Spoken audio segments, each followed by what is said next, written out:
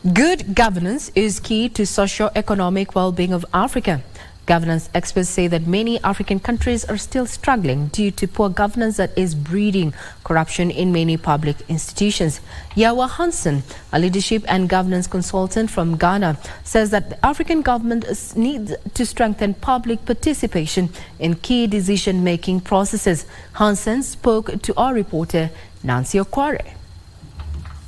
According to the Mo Ibrahim Index of African Governance, Kenya has improved its governance rating in the last 10 years, ranking number 13 in 2022.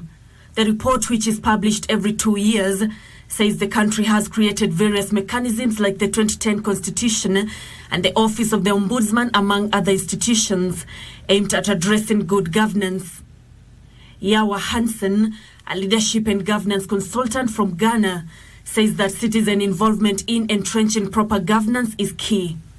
Placing citizens at the center of public service delivery is one of the urgent cries coming out of this. Institutions that provide security, for example, being reliable, being able to have a positive interaction with citizens. Hansen says there has been a notable decline in democracy in Africa. We were privileged to have Afrobarometer, which they surveyed about 36 countries in all. But 7 out of 10 of them on average agree that democracy is great. However, we've seen a lot of decline with the military actions in different countries. One of the alarming statistics had to do with young people's perceptions of whether or not their governments are delivering. And we're seeing that year on year, the perception is slanting towards the negative.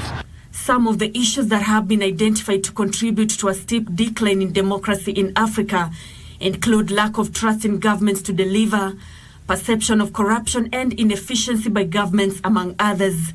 Stakeholders attending this year's Africa Drive for Democracy conference in Tanzania have urged African governments to create strong institutions that deal with corruption and embezzlement of public funds. One of my personal hopes is that as we continue to spur on initiatives like the Africa Drive for Democracy, it will help with institution reform so that across Africa, we will rethink how we build the institutions that govern us. And we will prioritize excellence because strong institutions are built on the backs of strong talent. And public service is such a high calling. And I hope that more and more young people will say yes to it. Yawa says despite governments being tasked with delivering to the citizens, they too have a responsibility such as paying taxes and entrenching a culture of patriotism.